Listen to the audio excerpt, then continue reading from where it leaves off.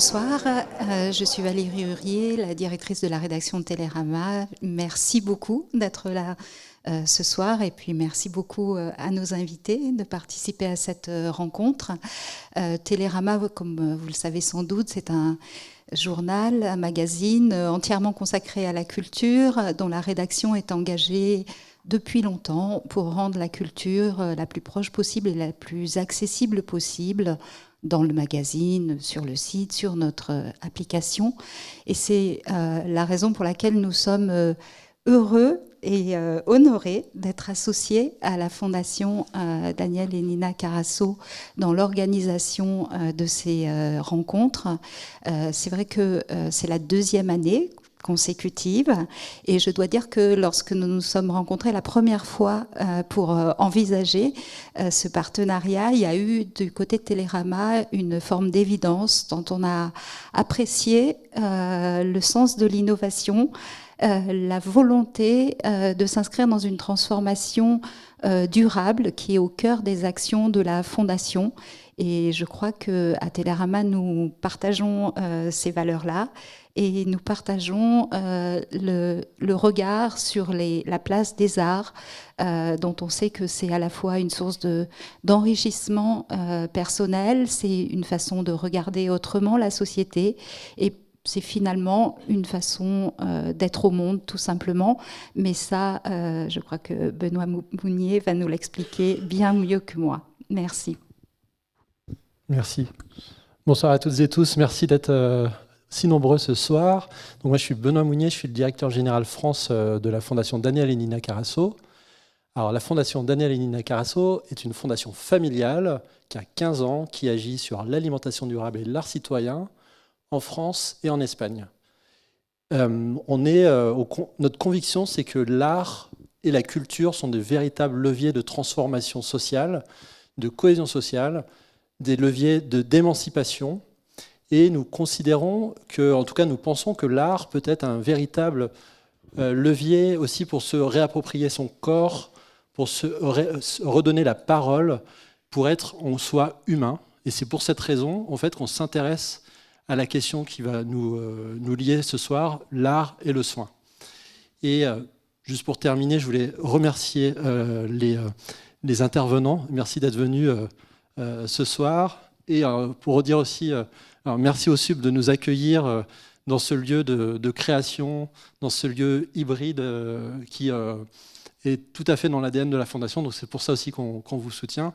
Et pour dire également qu'on est très heureux aussi de ce partenariat avec Télérama. On fait un peu le tour de France ensemble depuis un an, à Paris, à Marseille, donc à Lyon aujourd'hui, puis prochainement à Avignon. Donc merci, on est très ravis de travailler avec vous.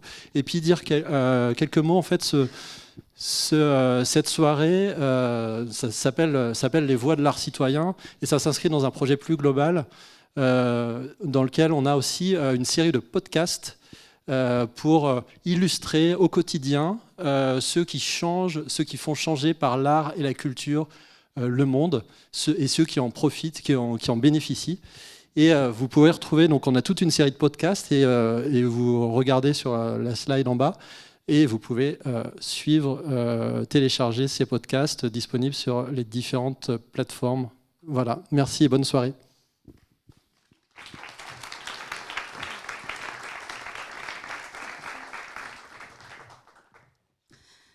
Bonsoir, donc on démarre cette table ronde. Alors je vous présente pour commencer nos invités. Donc en face de moi, Hélène de Montalembert, qui est consultante en projet culturel à impact social et chargée avec Pauline Legros, consultante indépendante, qu'elle représente également ce soir, d'un diagnostic du secteur art et soins en France, commandé par la Fondation Daniel et Nina Carasso.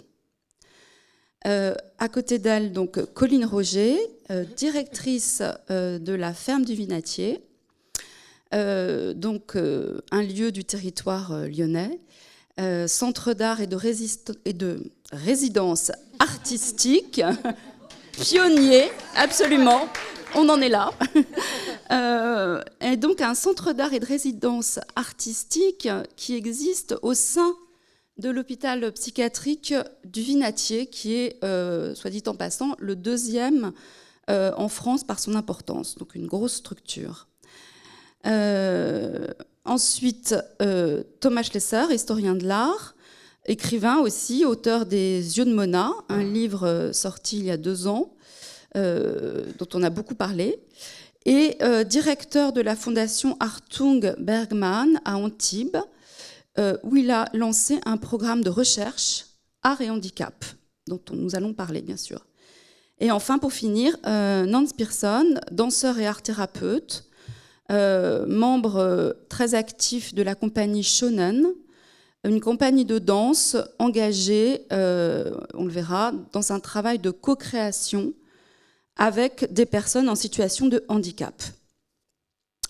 Voilà, donc juste un tout petit mot pour démarrer.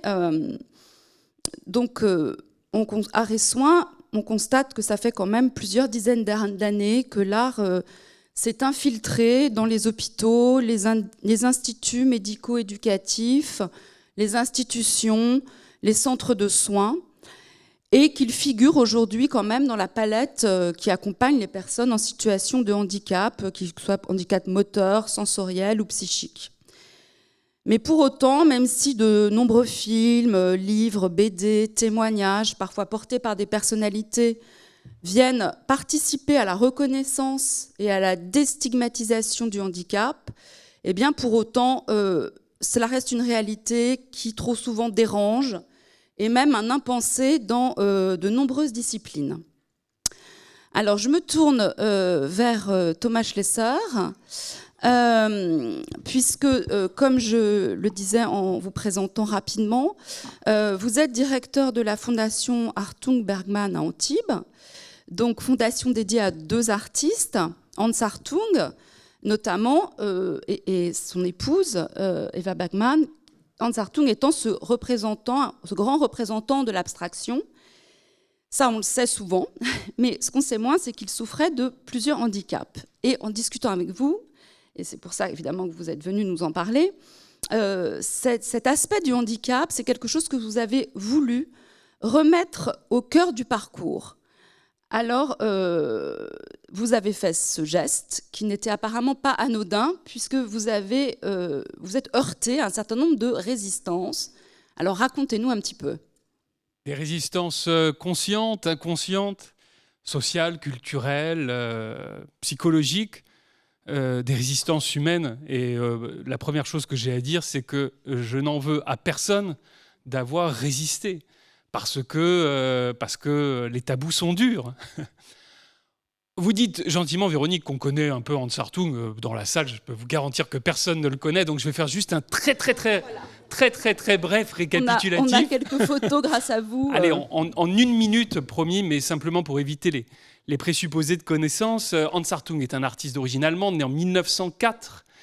Et c'est un garçon qui était obsédé par une chose, peindre des taches. Autant vous dire que dans l'Europe des années 20, même si l'art moderne commençait à se frayer un chemin, il y avait quelque chose qui était profondément avant-gardiste et pas forcément tout à fait accepté. Et surtout Hans Hartung, quoiqu'allemand, eh bien, est allé s'exiler en France, combattra contre le nazisme, il s'engagera dans la Légion étrangère. Et pendant la Deuxième Guerre mondiale, alors qu'il est un artiste qui avait commencé à avoir une petite amorce de carrière, mais quasiment rien, eh bien, sa vie est largement bousculée, puisque sur le terrain, sur le théâtre d'opération, pendant le siège de Belfort, il est blessé. Et il sera amputé en 2 fois. D'abord sous le genou, puis au-dessus. On est à l'automne 1944. Et juste pour la petite anecdote, sachez-le, puisque je crois que c'est très important de se rappeler aussi ce que c'est que la réalité d'une guerre. Au moment de la 2e amputation, on lui dit il y a 2 mauvaises nouvelles. La première, c'est qu'il va falloir vous retirer encore un morceau de corps qui est au-dessus du genou. Et la deuxième, c'est qu'on n'aura pas les moyens de faire d'anesthésie générale. Hartung vivra donc un calvaire à la scie dans des conditions qui sont absolument épouvantables. Et évidemment, il en résultera la chose suivante, c'est que artiste gestuel, il n'en sera pas moins un artiste en partie empêché, entravé, contraint.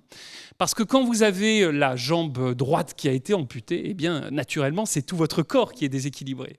Il faut mesurer ce que c'est pour une colonne vertébrale, par exemple, et ce que ça suppose comme maintien de la ceinture abdominale. En fait, une amputation, ça va créer des traumatismes comme par exemple celui du membre fantôme, avoir l'impression que vous avez encore votre membre alors qu'il n'est plus là. Je renvoie d'ailleurs à un livre magnifique sur la question, sur le membre fantôme de Hans Hartung, mais également sur la main coupée de Blaise Cendrars, l'écrivain, et l'œil crevé de Victor Bronner, le peintre, livre de Pauline Marie qui s'appelle Membre fantôme, précisément, et qui est une magnifique fiction. Donc voilà, un destin qui a été complètement fracassé. Alors, ce que vous me racontiez, donc là, je passe la deuxième série d'images où on voit donc la fondation. Et ce que vous me racontiez, c'est que vous avez décidé de replacer, en fait, donc dans la fondation, c'était la maison atelier des artistes, et donc vous décidez de replacer au centre de l'atelier le fauteuil d'Hans Hartung qui en avait été ôté. Et là, racontez-nous, ça gêne. Comme vous le voyez, la fondation, qui est la maison que les deux artistes se font construire dans les années 60-70, est un endroit extraordinaire, magnifique. Rien de l'arrogance du grand luxe, mais c'est une maison qui est sublime et qui en plus est traversée par des très bonnes ondes, un champ d'olivier, un très beau bassin, les ateliers des artistes qui sont encore présents. Donc tout pousse à voir quelque chose qui est du côté d'une beauté épurée, flamboyante, et bien souvent avec l'art abstrait, qui renvoie peut-être à une sensation un peu hors sol, spiritualisante, théorique. La Fondation a vécu pendant des années comme une sorte de petit bastion secret, avec quelques chercheurs privilégiés. Morgane Labarre, qui est dans le public, en avait fait partie à un moment donné, il était venu. Et puis à un moment donné, j'ai décidé, moi, en 2022, de l'ouvrir à des visiteurs de façon plus large. Et je me suis dit que si l'atelier de Hans Hartung devait être présenté, il fallait qu'il le soit dans sa trivialité, c'est-à-dire avec les choses du quotidien avec lesquelles il composait, et en particulier un fauteuil roulant. Fauteuil roulant qui avait été remisé à la cave. Moi, quand j'arrive à la Fondation Hartung Bergman, je dis, mais où sont les béquilles, où est le fauteuil roulant ? On ne le savait pas. En fait, il moisissait à la cave. Et donc, au moment de l'ouverture, je dis, mais ce fauteuil roulant, qui en plus est un fauteuil roulant assez extraordinaire, parce qu'il se l'est fait fabriquer lui-même, il l'a bricolé lui-même avec un fauteuil de voiture et puis un système de pompe hydraulique. Et à la fin de sa vie, Hartung, qui est très diminué, vous le voyez là, eh bien, il peignait sur son fauteuil roulant et puis il utilisait des sulfateuses de jardin pour faire de la peinture projetée, une sorte de dripping à la Pollock, qui est un peu tardif dans sa vie. Et ce faisant, il avait la capacité de faire des œuvres absolument gigantesques alors que sa condition physique, elle, diminuait. Alors, je ne suis pas là en train de vouloir donner une vision romantique, comme s'il s'agissait de dire que c'est merveilleux parce qu'il sublime la vieillesse et la mort par le biais de la création artistique, mais il y a un peu de ça quand même. Et c'était surtout sa réalité. Et donc, en effet, merci de le signaler, Véronique, je me dis, il faut que ça, on le retranscrit, on le restitue, qu'on n'en fasse pas une reconstitution, il ne s'agit pas d'une reconstitution historique, mais vraiment d'une restitution patrimoniale. Et c'est ce qu'on peut voir ici, donc, avec l'atelier tel qu'il est aujourd'hui, tel qu'il est présenté. Il y a le fauteuil entouré par les sulfateuses de jardin, donc ces instruments avec lesquels il crée, et d'autres instruments qu'il expérimentait pour produire ses œuvres. Il y a eu en effet des résistances, et je dirais qu'elles étaient de deux types. Il y a eu la résistance qui consistait à se dire « Oh là là, mais on va donner une image un peu mortifère, c'est triste, c'est lugubre, alors qu'on est sur la Côte d'Azur et qu'on a besoin d'envoyer une forme de message, de rayonnement de l'œuvre qui ne se réduise pas justement à ce fauteuil et à la fin de sa vie. » Et l'autre message, et que j'entendais très bien, qui n'était pas du tout avec lequel il fallait composer, c'était « Mais est-ce qu'il n'y a pas une forme de complaisance et de voyeurisme à vouloir remettre ce fauteuil au milieu de l'atelier. Oui, Et ce n'est pas faux. Parce que non seulement vous replacez le fauteuil, mais vous ressortez aussi sa jambe de bois. La jambe de bois, je suis allé un peu loin. J'ai ressorti la jambe de bois. Je vais vous dire d'ailleurs une chose très personnelle.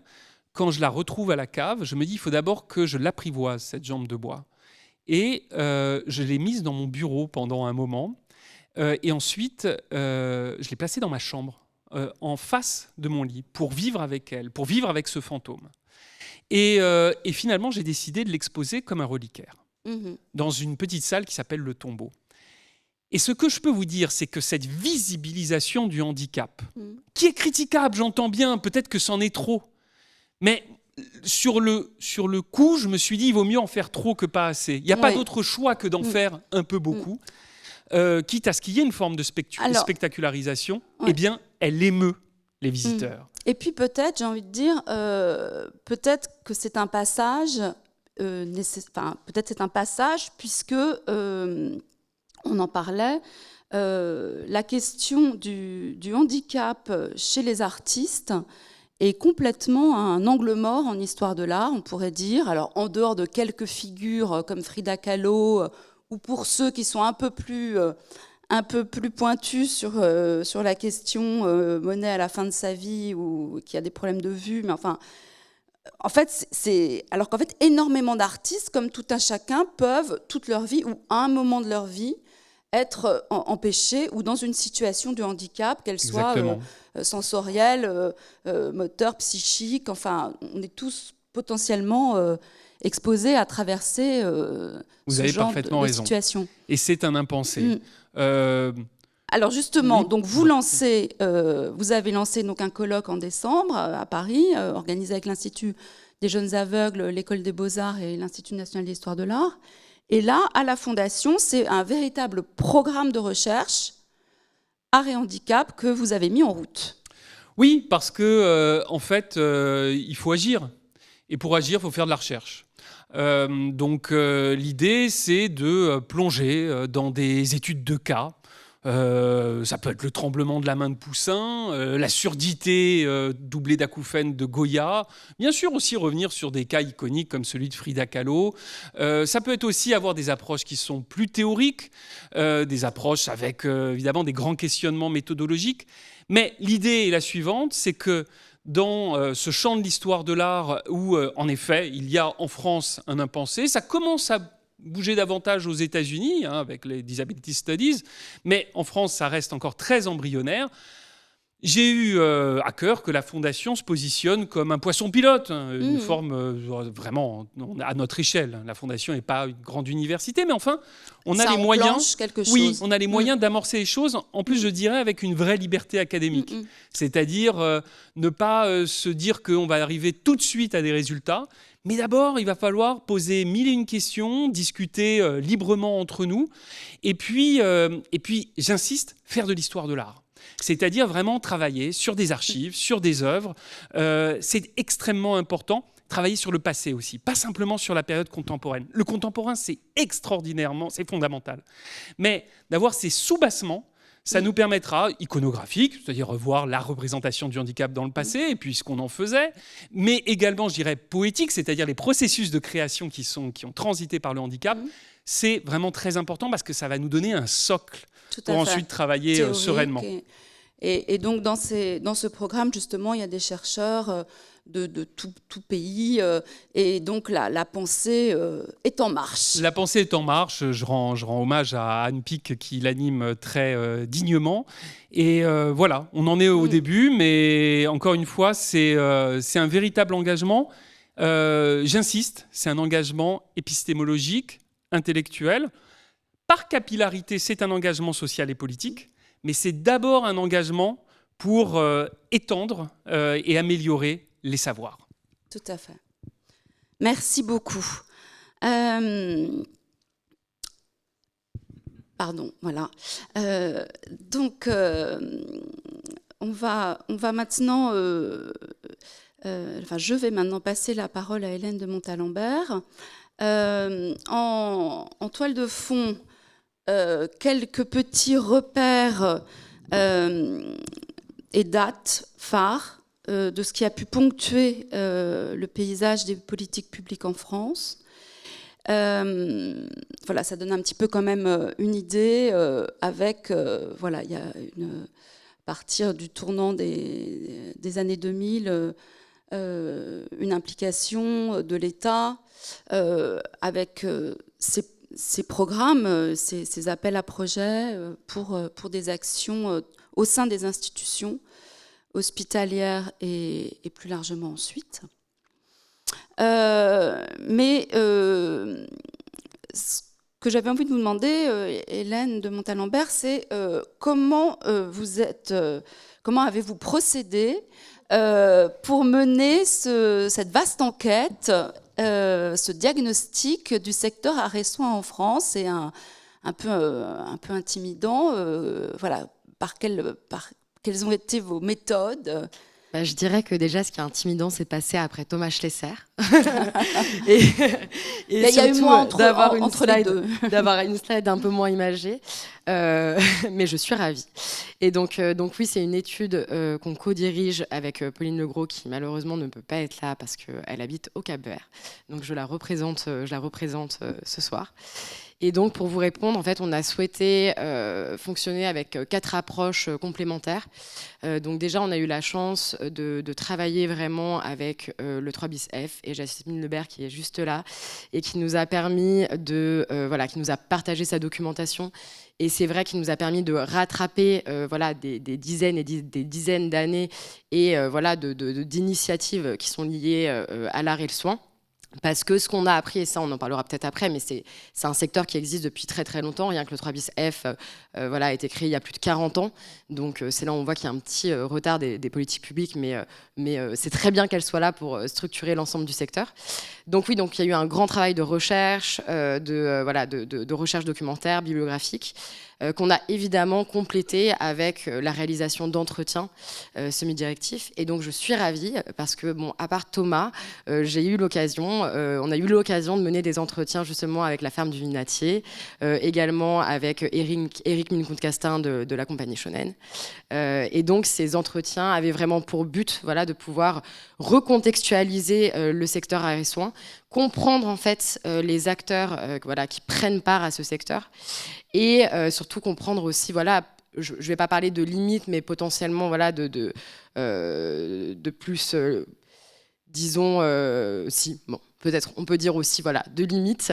Et donc on a souhaité interroger une grande diversité de personnes, parce qu'on pourra en parler plus tard, mais c'est vrai que en fait l'arrêt et le soin, les gens ont du mal à se catégoriser, et donc il y a une très large diversité de profils. Et donc donc on a réalisé ces 13 entretiens. Oui. Effectivement, l'impression que j'ai en tout cas, c'est que c'est un tissu extrêmement varié. Ça peut être dans des structures hospitalières comme la ferme du Vinatier, qui est un service même de l'hôpital. Ça peut être des initiatives portées par des petites associations. Donc on est vraiment dans un tissu extrêmement hétérogène en termes de nature d'acteurs. Ouais, et en même temps d'une richesse extrêmement foisonnant en termes de propositions. Et c'est pas parce qu'on est petit qu'on n'est pas extrêmement exigeant sur la qualité. Donc ça, est-ce que par exemple ça c'est une caractéristique, vous diriez, de ce secteur précisément? D'être exigeant sur la qualité? Non, ce côté non, l'ensemble, ce côté très hétérogène et très informel aussi. Oui, alors disons que maintenant c'est quand même en train de changer, c'est en train de se structurer, parce qu'on a la chance d'avoir des réseaux en fait nationaux qui permettent de lier en fait ces initiatives. Mais c'est vrai que vous mettez le doigt sur quelque chose, c'est que je pense que pendant très longtemps il y avait plein d'initiatives individuelles et qu'on ne connaissait pas, alors qu'en effet c'est un peu passionnant, et surtout qui portent, c'est surtout des structures en fait qui au-delà de l'engagement, sont vraiment militantes en fait dans les projets qu'elles servent. Et donc ça, c'est vraiment magnifique. Et oui, tout à fait. En fait, je pense que c'est un secteur qui existe depuis très longtemps, qui manque un peu de structuration, et donc on le voit qui commence en fait à évoluer. mais surtout qui est porté par certaines personnes, parce qu'en fait, 70% des structures existent depuis longtemps, mais 44% comptent moins de 5 personnes. Donc on voit quand même qu'il y a une fragilité des structures qui reposent sur des individus, mais qui du coup, finalement, amènent ces acteurs, ces porteurs de projets à être extrêmement polyvalents. Et on remarque justement que ce sont des personnes qui viennent qui ont des histoires de vie assez passionnantes, très plurielles, qu'on retrouve également en fait dans leur profession. On remarque qu'il y a une sorte de cumul des missions. On a des chercheurs qui travaillent également dans des ESAT, qui sont aussi médiateurs, parce que ce qui est au centre en fait de ce secteur, c'est l'accueil, c'est la dimension humaine, c'est les relations humaines. Et donc voilà, je ne sais pas si j'ai bien répondu à la question, mais c'est passionnant. Et alors donc là, bon, vous êtes dans la phase un peu de synthèse de toutes ces données que vous avez pu recueillir. Mais donc au jour d'aujourd'hui, est-ce qu'il y a des grands traits qui se dégagent, qui se dessinent? Je pense que j'en ai déjà. Des conclusions qui émergent, même si vous n'en êtes pas complètement là. Si, on commence quand même un peu. Là, on est justement en train de synthétiser tout ce qu'on a pu voir, même si je n'avais pas forcément fini sur la première question. Mais en plus de ces entretiens, il y a évidemment eu une enquête quantitative au niveau national qui nous a permis de récolter des données de plus de 81 structures, enfin 81 structures en fait. Donc ça, c'était vraiment passionnant. Et on a aussi fait des ateliers, parce que, comme le disait Thomas, en fait, c'est quelque chose qui est très, disons, présent dans ce secteur en construction, c'est la recherche. Parce que c'est comme ça qu'on arrive à fonder des bonnes bases et qu'on arrive en fait à pouvoir en discuter ensemble. Et donc, ces ateliers avaient pour but justement de pouvoir échanger sur des sujets. Et donc oui, comme je le disais, il y a évidemment des grands traits sur le profil de ces acteurs, la manière dont ils travaillent, le fait que voilà, il y a une flexibilité, il y a une agilité en fait de ces porteurs et de ces porteuses de projets. Je discutais avec Colline juste avant et elle me disait mais en fait nous on n'a pas un seul projet qui se ressemble. Et donc ça en fait pour moi c'est particulièrement marquant parce que c'est des terrains en fait d'expérimentation. C'est des terrains, et donc ça se relie à la recherche évidemment, c'est qu'en fait tout est à faire. Et en même temps, voilà, ça repose sur les épaules de quelques personnes qui sont passionnantes, qui finissent par cumuler voilà, beaucoup de travail différents. Et évidemment, il y a les effets humains. Ce qui est incroyable, et c'est ce que je disais, c'est que la relation... oui, je pense qu'on peut passer à la prochaine, parce que vous allez avoir un petit panorama. Mais du coup, la relation et l'accueil est au centre des projets. Et donc, on arrive à discerner en fait, des effets assez incroyables, déjà individuels. Donc, évidemment, de retrouver de la confiance, un sentiment d'appartenance, de l'autodétermination, de réussir à faire des choix pour soi. Mais il y a évidemment aussi le collectif en fait, qui retrouve sens grâce à ces projets. Donc des soignants qui arrivent à retrouver du sens dans leur boulot, et je pense qu'on en parlera juste après, et à voir différemment en fait, les personnes concernées. On voit des institutions qui arrivent à se remettre en question, des modes de gouvernance qui changent. Et donc je pense qu'au centre de tout ça, il y a évidemment ces effets-là qui sont qu'on peut parfois appeler d'invisibles parce qu'ils sont pas quantitatifs, parce qu'en fait ils demandent du temps en fait pour être vus, pour être reconnus, mais c'est, je dirais, les plus gros impacts qu'on arrive à déterminer et qui sont sur le long terme. Tout à fait. Ça, on va revenir sur tous ces points effectivement qui sont assez propres à ce secteur. Qui peut paraître parfois un peu fragile, mais qui en fait est...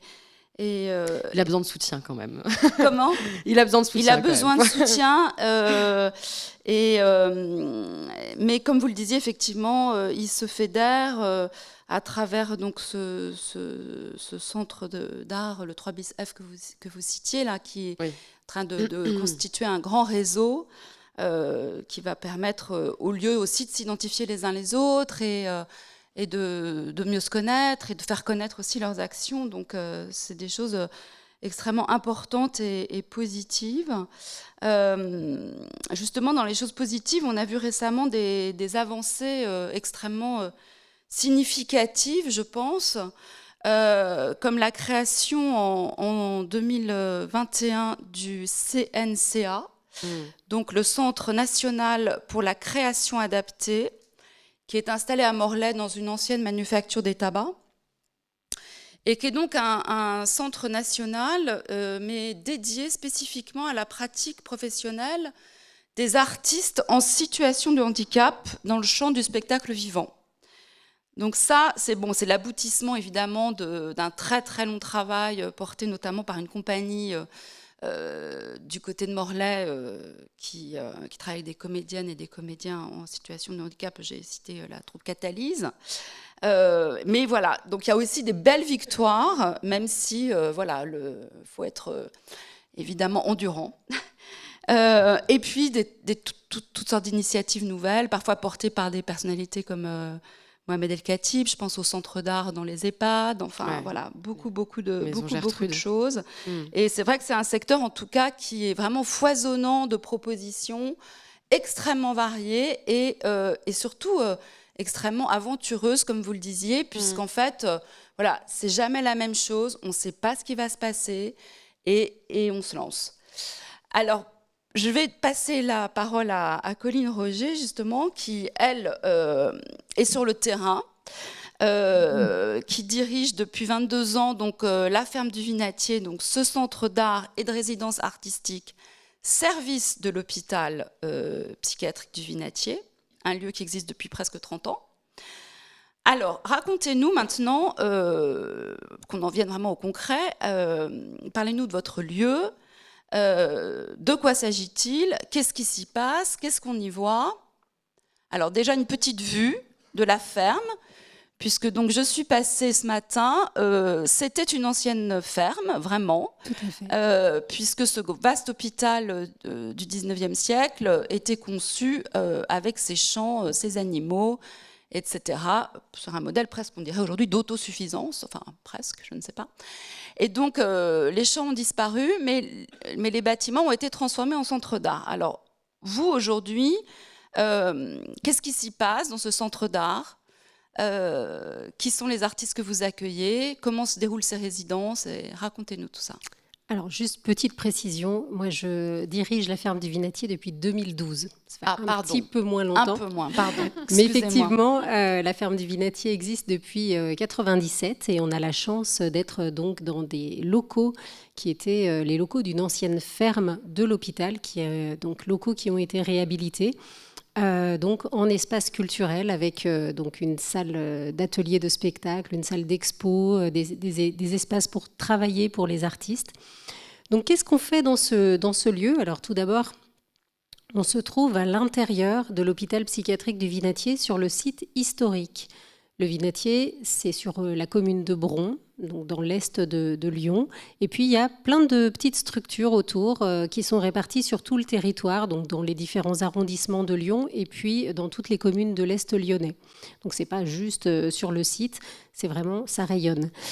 Donc, qu'est-ce qu'on va faire à la ferme du Vinatier? On va développer la politique culturelle de l'établissement, donc au travers de projets artistiques qui vont se développer et qui ont un modus operandi assez classique. Donc on va travailler avec des artistes professionnels, des partenaires culturels du territoire, des publics, on va revenir dessus, et dans une logique de projet, donc avec des projets qui sont définis dans le temps, avec un début, une fin et une production artistique finale qui peut être scénique, qui peut être une expo, qui peut être une édition, un film, etc. Et ceci rentre dans un cahier des charges qui est le cahier des charges du programme régional Culture et Santé. Donc c'est ce programme-là, ce cahier des charges qu'on va décliner dans les projets que porte la ferme, et puis on va le voir un petit peu après, dans les projets qu'on accompagne aussi et qui sont portés par des équipes de soins. Donc chaque année, on va développer des projets. On accueille aussi des artistes en résidence de création dans nos locaux, notamment quand on n'a pas nous-mêmes nos projets, ce qui permet à des jeunes compagnies de venir travailler leur propre création. Et en échange de cette mise à disposition d'espace, ces artistes vont aller proposer aussi des ateliers ou des propositions musicales, par exemple des petits concerts, dans les services de l'hôpital. On a également un lieu d'exposition donc qui est accessible tous les jours à tout le monde. Et puis, on va faire énormément de partenariats avec les acteurs culturels du territoire pour proposer des programmations délocalisées dans nos murs. Donc, pourquoi on fait ça ? L'idée, c'est à la fois de faire venir du public extérieur à l'intérieur de l'hôpital du Vinatier, et puis au travers des projets artistiques, dont les restitutions vont souvent avoir des résonances avec des lieux culturels à l'extérieur, c'est aussi faire sortir les personnes qui y participent et les productions artistiques. Alors vous voyez que moi je ne parle pas de patients ou de résidents. Volontairement, nous on va parler de participants. Pourquoi ? Tout simplement parce qu'on n'est pas soignant, on est une petite équipe de 4 personnes et on va s'adresser à des publics indépendamment de leur pathologie. Parce que nous, ce qui nous intéresse, c'est de travailler avec la partie saine de la personne, pas avec la partie malade. Et donc, on va demander aux artistes de travailler dans cette dimension. Donc, on ne connaît pas les dossiers des patients qui participent. Et par ailleurs, nos projets sont aussi ouverts aux habitants du territoire. Donc voilà, on va développer des projets comme ça qui sont gratuits et ouverts à tous. Donc, ça permet aussi de faire changer les regards et de travailler cette porosité intérieure-extérieure de l'hôpital. Oui, alors ça, je trouve que c'est vraiment un point extrêmement intéressant et très important. C'est cette porosité où justement le public extérieur à l'enceinte de l'hôpital, qui n'est ni, moi je vais le dire, patient ni soignant, ne vient pas uniquement pour les restitutions, pour le concert, pour l'exposition, mais participe au même titre que tout un chacun à ses aventures artistiques. Et quand on préparait cette table ronde, vous m'avez dit cette phrase très jolie, vous m'avez dit, pour nous, on a réussi quand dans l'atelier, on ne sait plus qui est qui. Voilà. Et j'ai trouvé ça très beau et que ça résumait parfaitement votre démarche. Voilà, je trouve que abolir ces frontières comme ça, justement, entre l'hôpital et la cité, le malade et la personne saine, c'est vraiment quelque chose de très fort. Et voilà, il me semblait que c'était presque quelque chose d'assez politique. Est-ce que vous irez jusque-là moi, je dirais que patient, ce n'est pas un statut en soi. On est tous des citoyens. À un moment donné, certains vont passer par l'hôpital.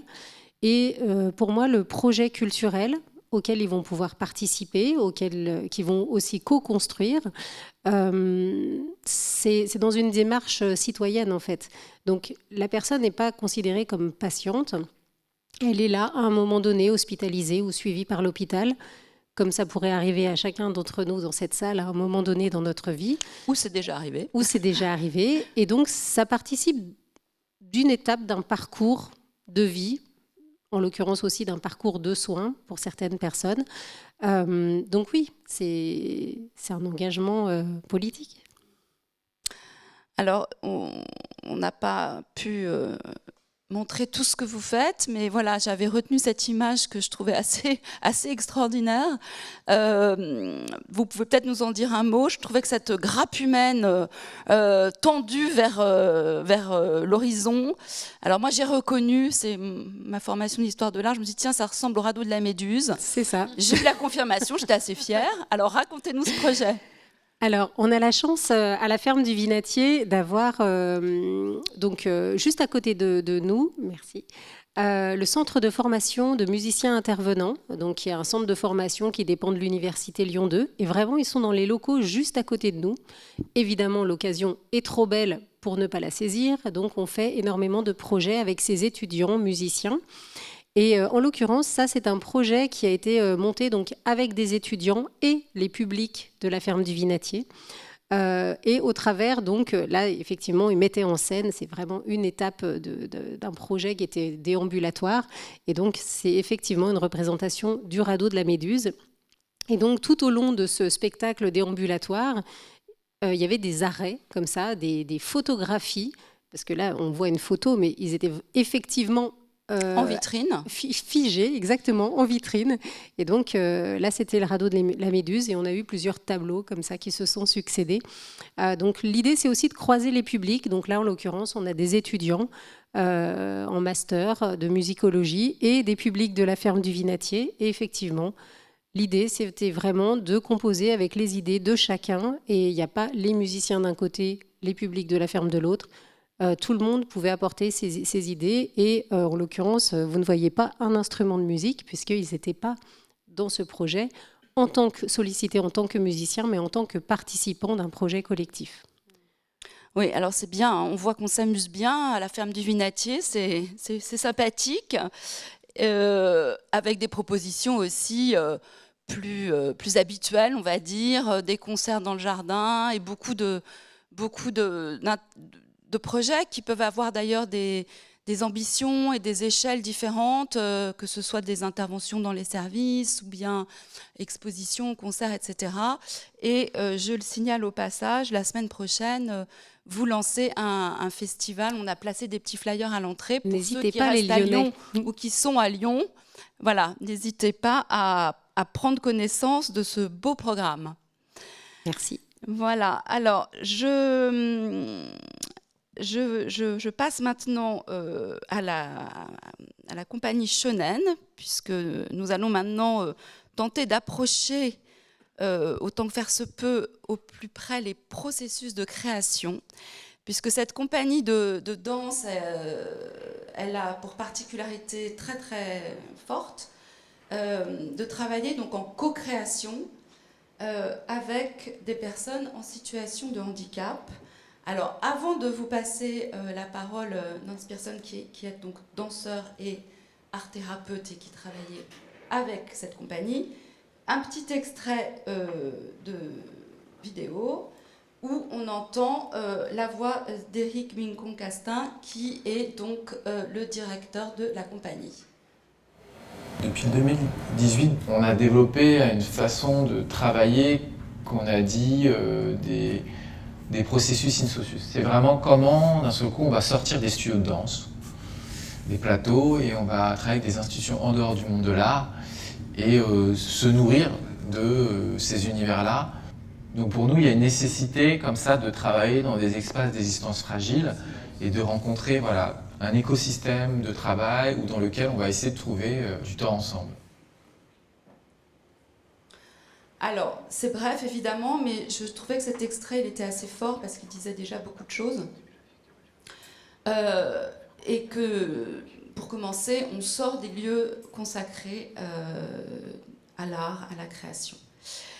Et vous, précisément, Nance, vous êtes danseur, et j'ai envie de dire pas n'importe lequel, puisque vous avez fait partie quand même du Ballet de l'Opéra de Paris pendant plusieurs années, et à un moment, vous claquez la porte, et on vous retrouve plus loin, bien loin des feux de la rampe et de la performance et de l'excellence absolue, à travailler en co-création avec des enfants polyhandicapés, des personnes âgées en EHPAD, des adultes en situation de handicap, etc.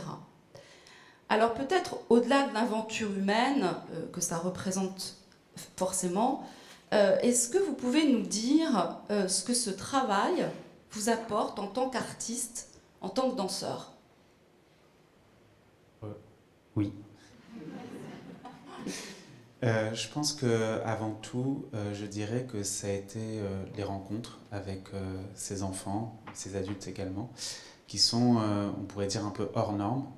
Et du coup, moi, ça m'a permis aussi de de faire un pas de côté dans un certain sens. Et j'ai eu la sensation vraiment qu'il m'ouvrait des fenêtres de perception que je n'avais pas, en tout cas dans ma vie de danseur à l'opéra, par exemple. De me rendre compte que justement la réalité pouvait être autrement, que la beauté pouvait être aussi autrement, qu'il y avait d'autres manières d'aborder, pour le coup là, le mouvement, avec justement des façons de faire que moi je ne peux pas faire finalement avec mon corps, mais qu'eux peuvent le faire avec leur corps. Donc c'est un peu une redéfinition, je dirais, de la beauté et de notre rapport au monde. Et du coup, ça, c'est quelque chose qui m'a vraiment beaucoup plu dans ce travail. Moi, je continue, ça fait 8 ans et je continue toujours. Je ne sais pas prêt de s'arrêter, là. Oui. Et c'est surtout, je pense que c'est aussi l'accueil qu'on a dans ces instituts. Moi, j'ai la sensation de jamais être jugé aussi quand je viens et que je présente quelque chose. Il y a toujours cet enthousiasme aussi des propositions qu'on vient faire. Et il y a toujours un retour, une sorte de conversation, disons, je donne, mais je reçois tellement aussi en retour que du coup, ça me donne envie de continuer à donner. C'est comme si ça me remplissait à chaque fois de quelque chose de puissant. Voilà. Je ne sais pas si on peut parler d'amour ou de, je sais pas, en tout cas, il y a une énergie. Oui, qui là-bas. circule. Et vous travaillez beaucoup en vous inspirant de la danse contact, donc vraiment au corps à corps avec les personnes. Je vais peut-être diffuser un petit extrait pour qu'on voit justement un petit peu comment ça se met en œuvre. C'est comme une danse prothèse. On va être le muscle manquant, par exemple, pour que d'un seul coup, Kamal retrouve sa capacité à faire ses grandes marches dans la nature. Et ensemble, on va détailler ces gestes fonctionnels, une marche, un saut, et donner ce plaisir du mouvement, du détail du mouvement, à la fois lui dans son ressenti de retrouver ça, et nous dans la découpe de l'animation du mouvement.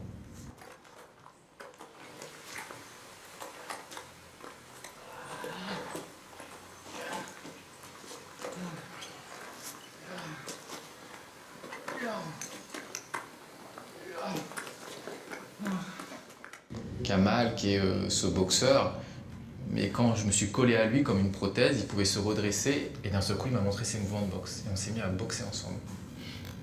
D'un seul coup il allait très vite, très fort, très percussif. Donc moi j'ai une pratique des arts martiaux et j'ai senti cette expertise et cette mémoire du corps. Et donc il cognait et j'ai trouvé ça vraiment hyper vitalisant et j'apprenais quelque chose en même temps. Et je me suis dit, tiens, là, il y a un sujet chorégraphique.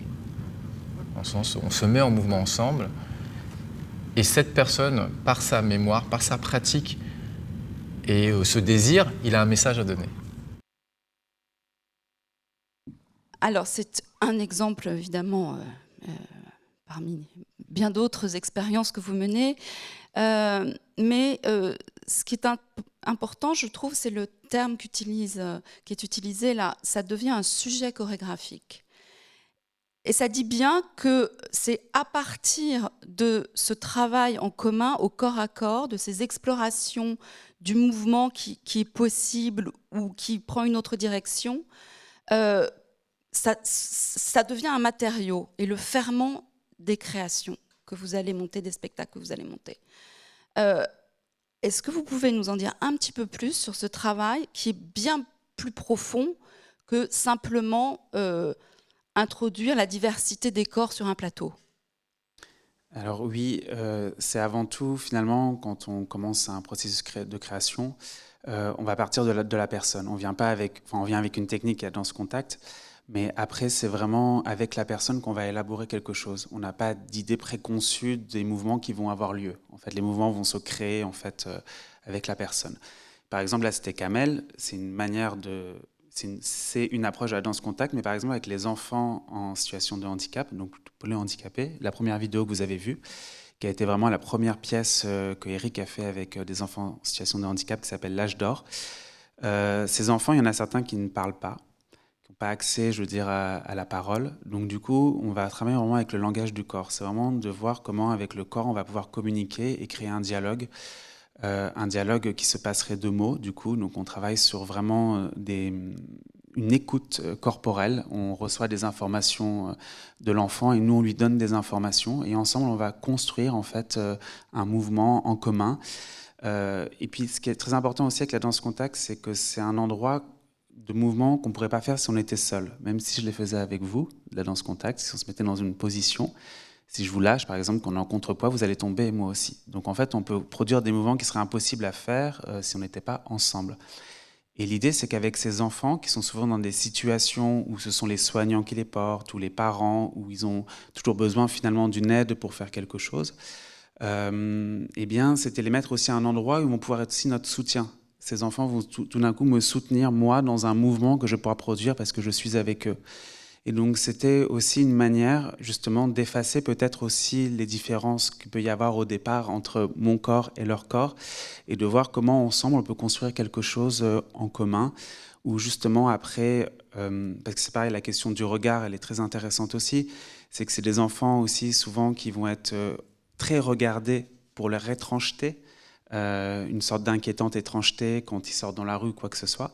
Et là, avec ce travail, l'idée, ce serait qu'on regarde ces enfants parce qu'ils sont beaux et qu'ils ne sont pas étranges, qu'ils émanent justement de la joie, de la puissance. Tout d'un coup, ils deviennent puissants. Et c'est vraiment un endroit un peu de transformation, ou je dirais même de sublimation, en tout cas par l'art, de pouvoir en tout cas leur donner accès à un endroit peut-être que je trouve assez merveilleux. Enfin, moi, c'est ce que je peux ressentir quand je suis sur scène parfois, et je suis ravi que ces enfants puissent le ressentir aussi. Et que ce soit même eux le vecteur, et puis même le centre de la création. Voilà, que ça démarre par eux. Ouais. C'est vrai que là, on touche aux effets qui sont très multiples.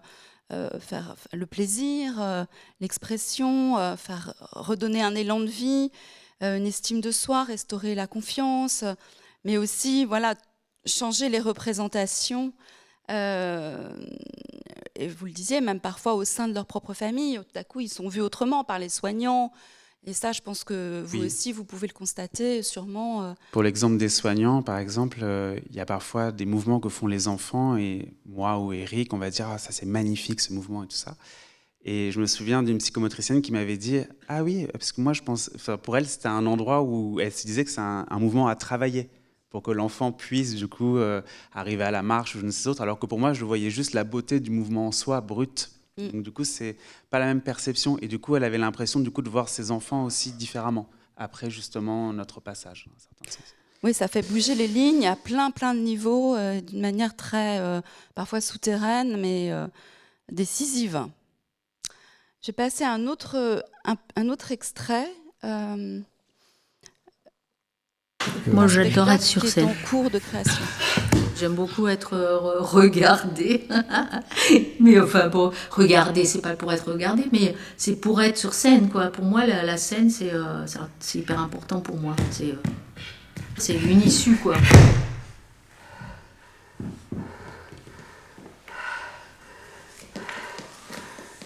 Je pense que je suis un artiste qui aime aussi son public.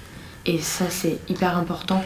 Parce que, en fait, je demande rien en retour, mais juste par l'amour et l'implication que je donne sur scène, bah, en fait, on me le rend très naturellement.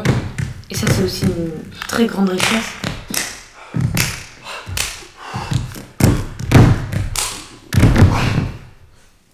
De rétrécir le fossé qui existe entre nous. Voilà.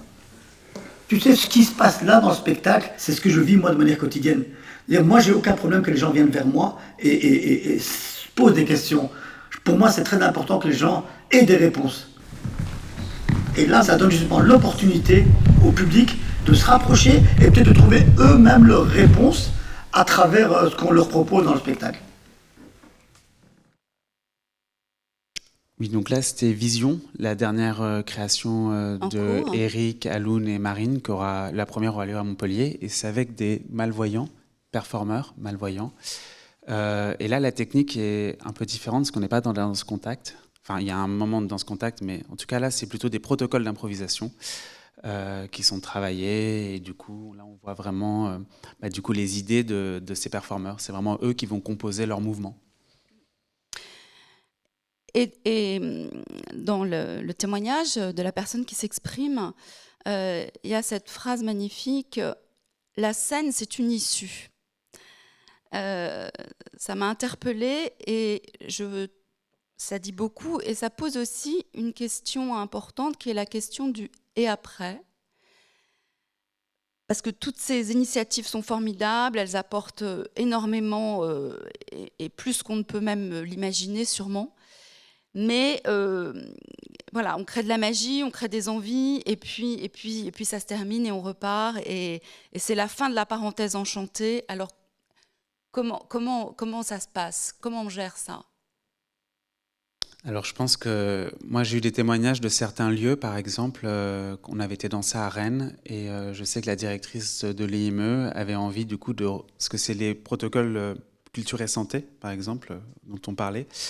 C'est quand même grâce à cet argent public que ces choses puissent exister justement. Et il y a certains IME ou des EAP. IME c'est Institut médical éducatif, EAP c'est établissement pour enfants polyhandicapés. Qui ne connaissaient pas, en tout cas, qu'il existait ces subventions-là. Et ça leur a permis justement de connaître le protocole. Et après, ils ont réinvité des artistes, donc d'une année sur l'autre. Parce qu'ils se rendaient compte que justement d'avoir des artistes professionnels au sein des structures, ça a dynamisé beaucoup, beaucoup de choses. Donc voilà, peut-être qu'il y a un endroit à cet endroit-là. Et puis moi, personnellement, en tant qu'artiste, moi j'habite sur Avignon. Et depuis que j'ai commencé à travailler, j'étais intermittent, donc j'ai beaucoup voyagé, mais depuis quelque temps, je m'implante vraiment dans la région et je donne des ateliers régulièrement, justement dans des IME ou dans des EAP, dans des EHPAD. Donc peut-être que moi aussi, ça m'a, je veux dire, changé dans le sens où ce « et après », j'ai eu envie de continuer, qu'il y ait une continuité, justement. Donc ça fait 3 ans, par exemple, que j'interviens dans le même IME. Et je pense que c'est aussi comme ça que les choses se font au fur et à mesure. Peut-être que ça va donner des envies aussi à des artistes de s'engager dans le médico-social. Moi, je suis devenu art-thérapeute après avoir justement commencé en tant qu'artiste, disons. J'ai eu envie de faire une formation après. Donc, je pense que il y a une sorte de petite graine aussi qui a poussé de ça. Voilà. Donc, peut-être que le « et après », il vient de là aussi.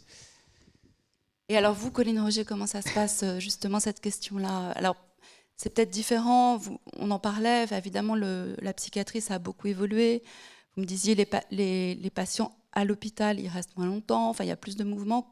Oui, les durées moyennes de séjour sont effectivement plus courtes, ce qui nous oblige aussi à repenser les modalités de projet.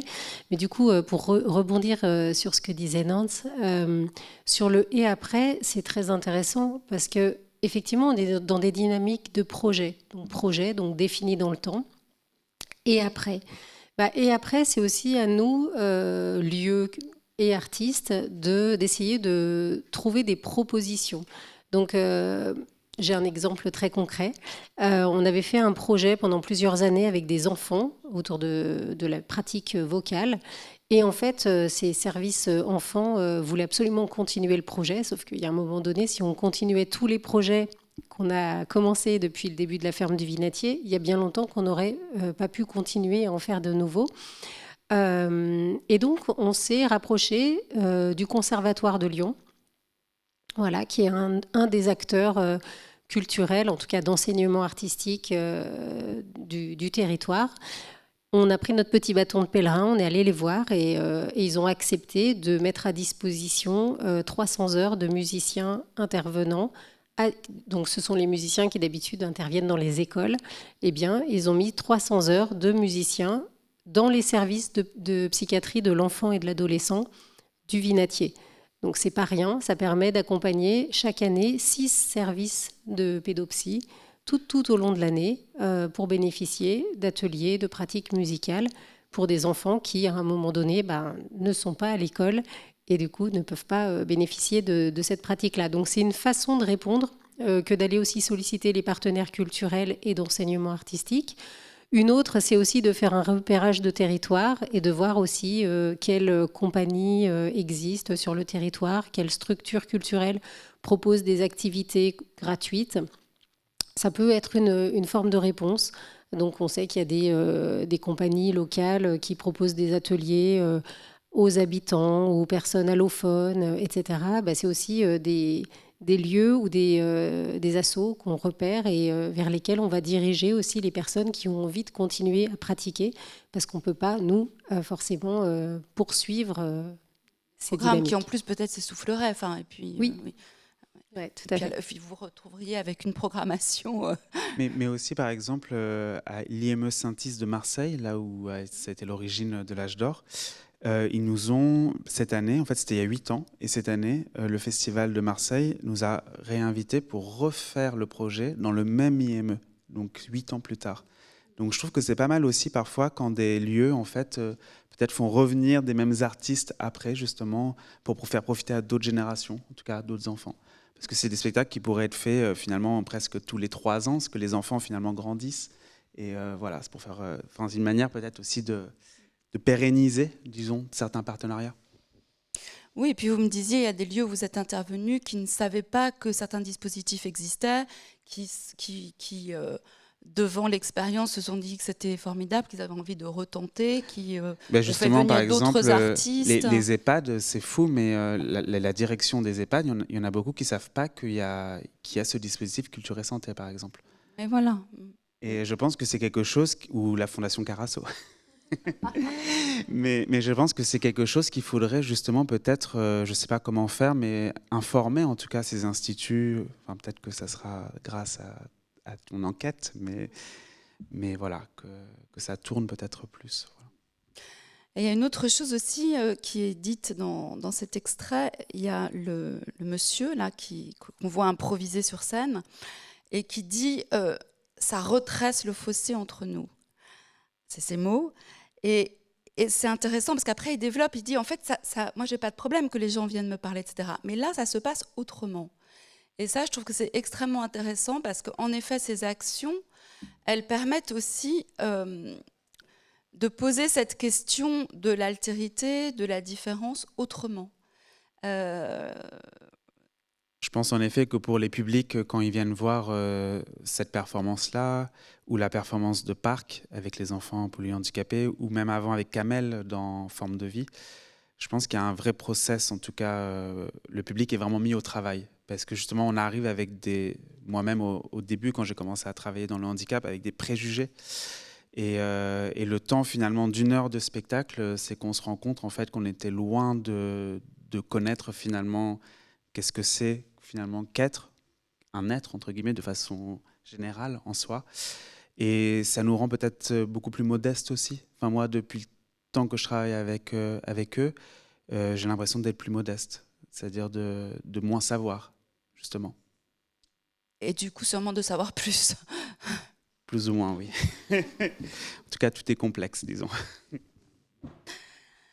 Est-ce que on a à peu près un quart d'heure. Est-ce que il y a peut-être des réactions, des questions dans la salle? J'avoue que je suis très éblouie, donc je ne vois pas très bien, mais n'hésitez pas à vous signaler. Ça peut être bien sûr une question adressée plus spécifiquement à l'un de nos invités ou un sujet plus général sur lequel il serait content de réagir. Monsieur, oui.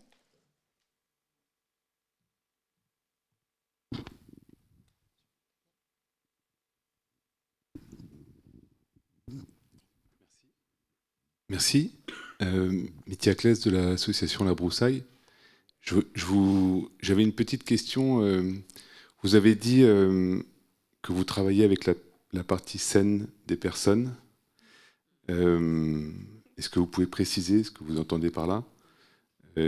Parce qu'on peut aussi entendre une forme d'invisibilisation de la partie non-scène. En fait, dans les projets culturels qu'on va développer avec les artistes et les personnes, l'idée c'est de faire avec les personnes et pas de faire pour, déjà. Et quand il y a des empêchements, eh ben, on fait des atouts. En fait, on va composer avec les possibles, en fait. C'est dans ce sens-là où je parle de partie scène. Nous, on n'est pas des thérapeutes et les artistes avec lesquels on travaille non plus. Simplement, on voit bien que certaines personnes, dans la production écrite, sur scène, vont être plus ou moins à l'aise par rapport à d'autres. Et donc, c'est comment on va composer avec toutes les richesses et toutes les possibilités des personnes. C'est dans ce sens-là qu'on parle de partie scène. Peut-être que ce n'est pas la même définition que vous pouvez avoir en tant que soignant. On va dire que c'est peut-être une définition un peu plus générale.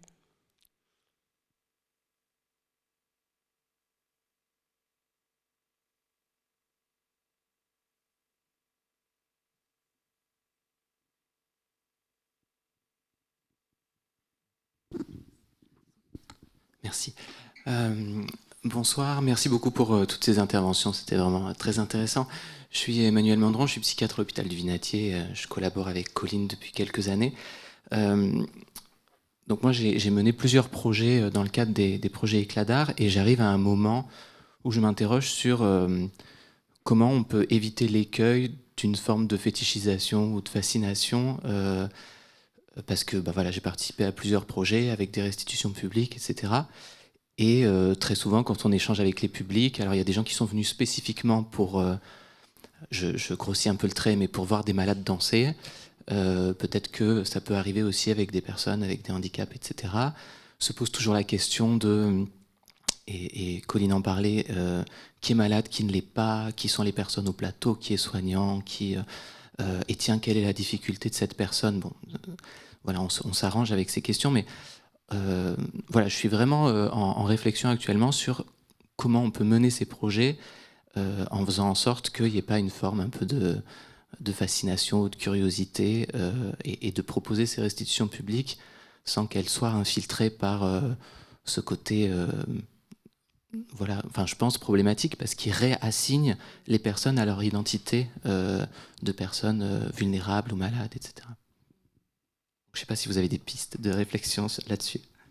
C'est quelque chose que je partage également. Moi aussi, ça me questionne parfois aussi de finalement quel public vient et qu'est-ce qui les intéresse au final.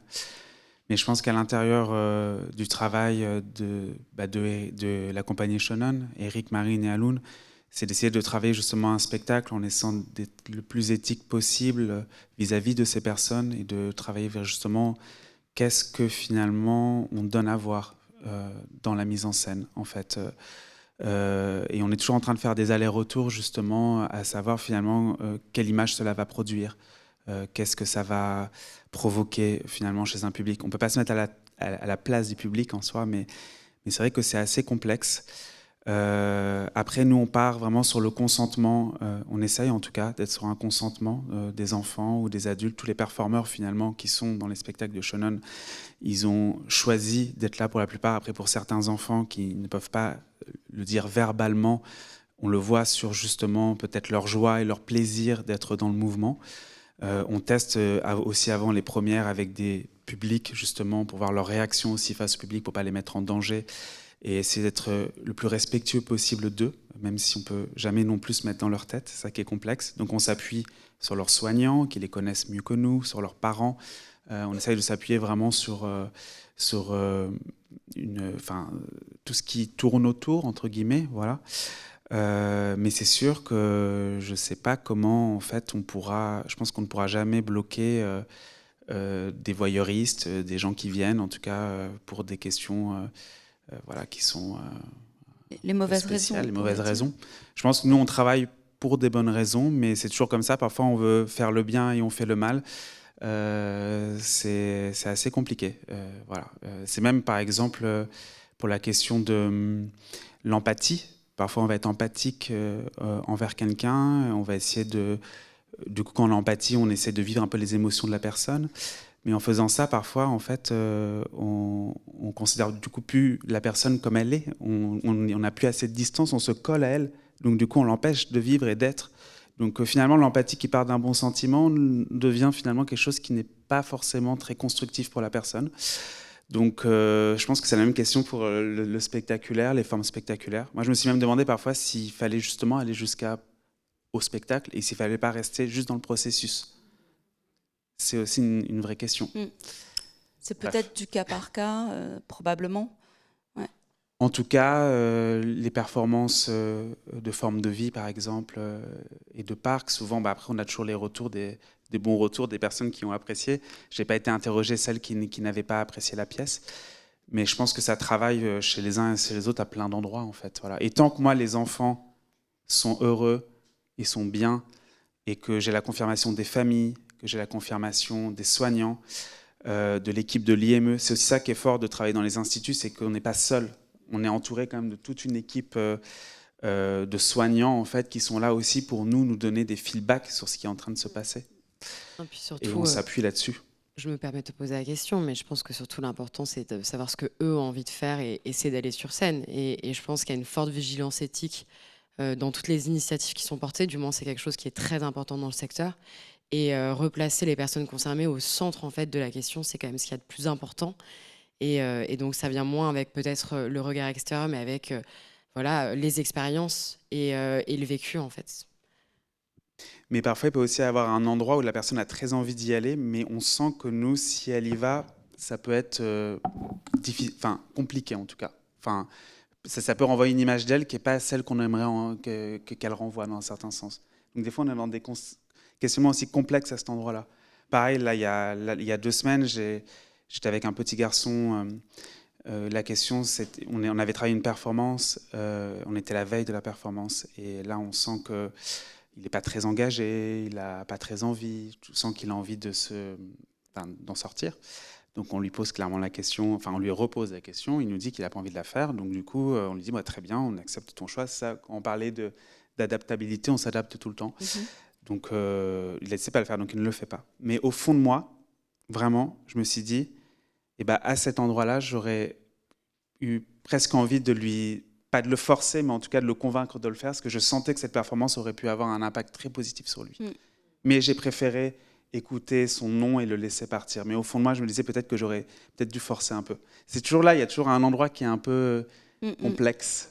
En fait, tout est complexe. Je pense que ça demande de la délicatesse, de l'écoute, un vrai travail justement de relation. Une question ici. J'ai juste un témoignage.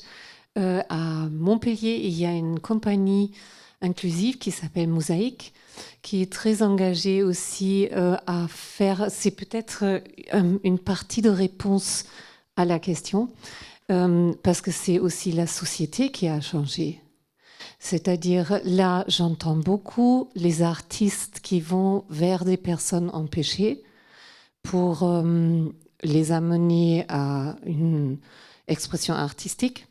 Et il y a, et de ces initiatives d'ailleurs, de plus en plus de personnes qui souhaitent embrasser une carrière professionnelle. Et il est très difficile pour ces personnes d'accéder au conservatoire, au statut d'artiste intermittent. Et je pense si petit à petit, on ne va pas un peu pour s'occuper d'eux encore et les amener dans le domaine de l'art, mais la société peut se donner les moyens pour les former et les accueillir, les regarder réellement comme artistes. C'est là peut-être aussi que ça va changer, que ce n'est pas les ordinaires qui s'occupent des extraordinaires, mais que les extraordinaires, comme tout un artiste, peut amener à la cité sa créativité et ses créations. Oui, alors ça, c'est effectivement un point extrêmement important. Je pensais juste, il y a peut-être un pas important qui a été fait avec la création de ce centre national pour la création adaptée que je mentionnais là, depuis 5 ans. Mais il y a sûrement un long chemin à faire. Oui, puis il y a certains artistes qui s'en emparent. Moi, à Lyon, il y a un artiste qui s'appelle No Hunger, qui justement fait des performances, des conférences, qui travaille sur ce sujet-là, comme aussi l'artiste que tu as présenté, qui est décédé. Mais je pense qu'en effet, il faudrait peut-être leur donner plus de visibilité et plus de place. Parce qu'en effet, moi, on m'a déjà, en tout cas... Parce que j'ai déjà fait une intervention dans un tiers-lieu à Avignon qui s'appelle L'Éveilleur. Et il y avait une artiste grecque, justement, en situation de handicap. Et elle m'avait fait une réflexion qui m'avait vraiment beaucoup marqué. Elle nous disait, j'ai vraiment l'impression là que je suis avec des valides qui s'applaudissent entre eux. Des valides, donc nous, qui s'applaudissent entre eux. Donc ça rejoint exactement ce que vous dites. Et j'avoue que depuis, elle m'a mis au travail, pour le coup. Et elle avait totalement raison. Voilà.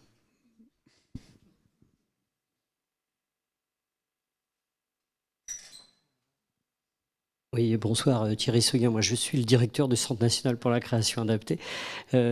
Comment dire qu'effectivement, la société a beaucoup bougé. Et il y a encore 30 ans, il fallait négocier la place dans l'espace public pour pouvoir venir avec des gens en situation de handicap. Il fallait négocier partout notre entrée dans les restaurants, les bars. Vraiment, la société a beaucoup changé avec une loi qui est la loi 2005. Par contre, Ce qui n'a pas changé, c'est la grande part des a priori.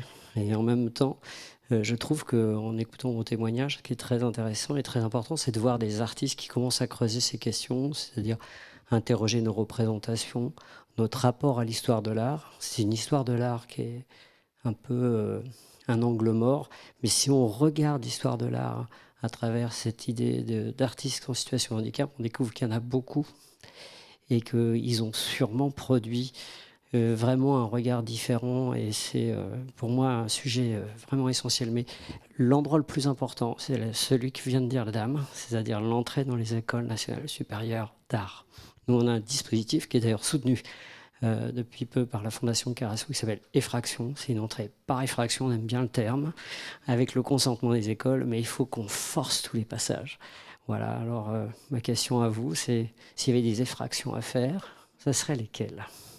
Vos effractions à vous. On a le droit de réfléchir 30 secondes. Hein.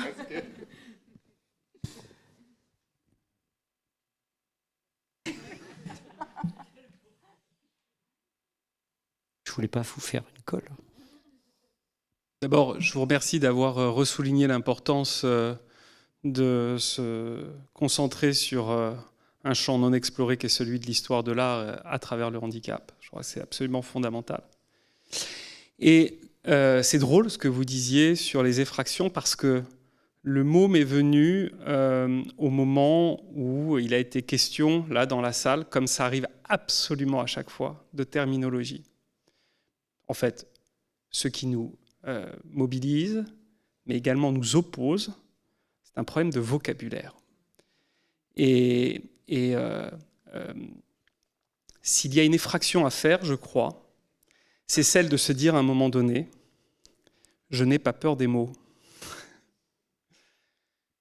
Bien évidemment qu'il y aura des moments, je le comprends tout à fait, où moi-même, en situation de validité, encore que, on pourrait aussi se situer les uns les autres en parlant par exemple de nos handicaps invisibles. J'en ai un léger, je suis acouphénique. J'ai appris que je pouvais aussi l'assumer comme un handicap, même si évidemment c'est un handicap qu'on peut considérer comme léger. Mais il y aurait des acouphéniques qui me diraient « Dis donc, je les serre, ça va pas la tête là de dire que c'est un handicap léger alors que nous on en souffre beaucoup ».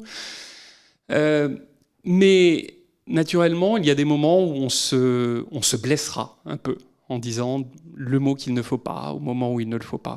Par exemple, le mot de saint, pas simple, peut-être pas habile, peut-être maladroit, mais c'est pas grave. Il faut vraiment qu'il y ait ces effractions-là pour qu'ensuite on puisse parler ensemble sereinement. Je fais part juste d'une toute petite expérience. C'est celui d'avoir beaucoup entendu, et je l'ai entendu tout à l'heure, et il n'y a aucun problème, mais je voudrais dire que je l'ai entendu. Par exemple, le mot problématique. On dégaine beaucoup quand on a ce genre de discussion. C'est problématique de dire ci, c'est problématique de faire ça.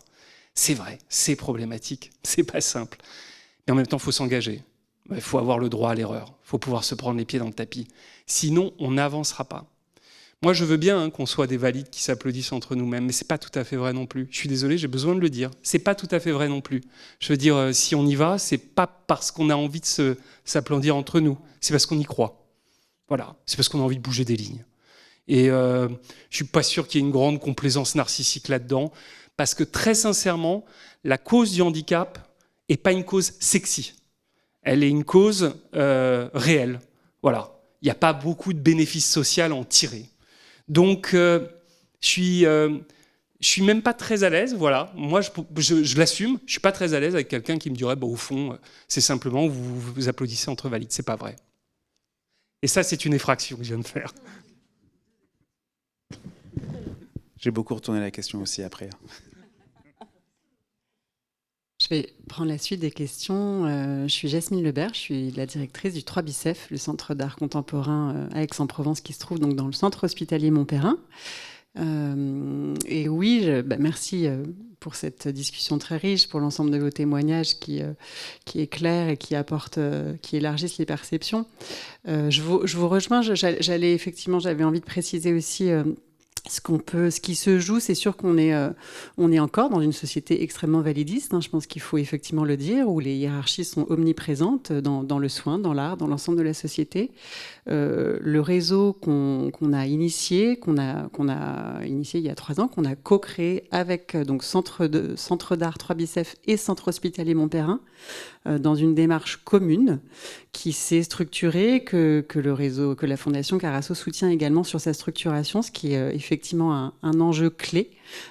Fédérer, créer des réseaux qui vont s'inscrire évidemment dans un écosystème avec d'autres réseaux, mais ce qui fait un peu la singularité de la démarche, c'est précisément, ça rejoindra ce que vous veniez d'évoquer, Thomas Schlesser, la nécessité de faire exister les mots qui ne sont pas là, de mettre en avant et surtout de définir et de co-définir et de co-réfléchir ensemble avec toutes les personnes concernées, et ne jamais réfléchir pour, mais avec les personnes concernées, en partant du principe que de toute façon, nous sommes toutes et toutes concernées par des vulnérabilités.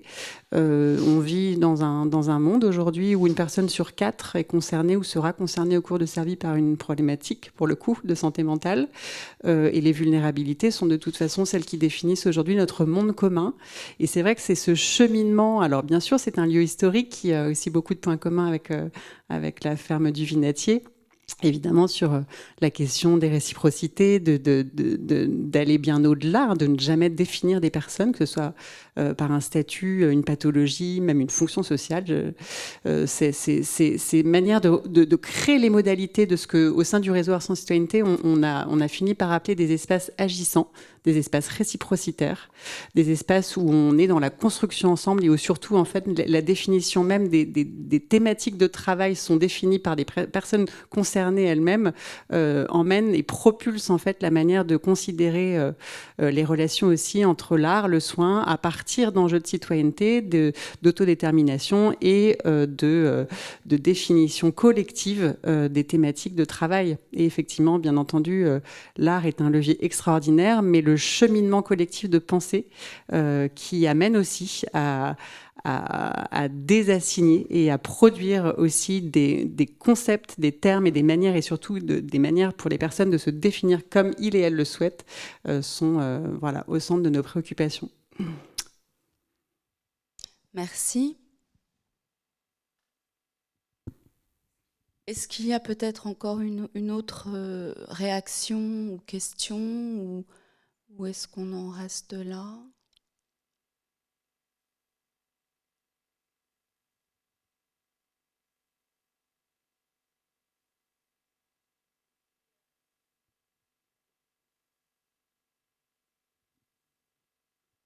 Alors, je ne me souviens jamais, c'est pas dans l'ordre.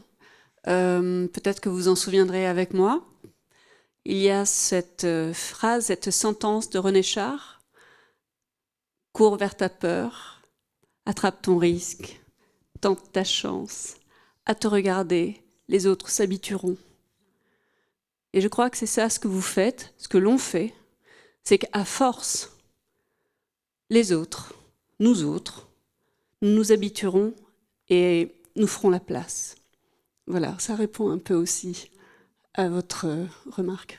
C'est très beau ce que vous dites, et si vous permettez, on peut encore l'agrémenter d'une autre phrase de René Char qui, vous allez voir, est moins connue.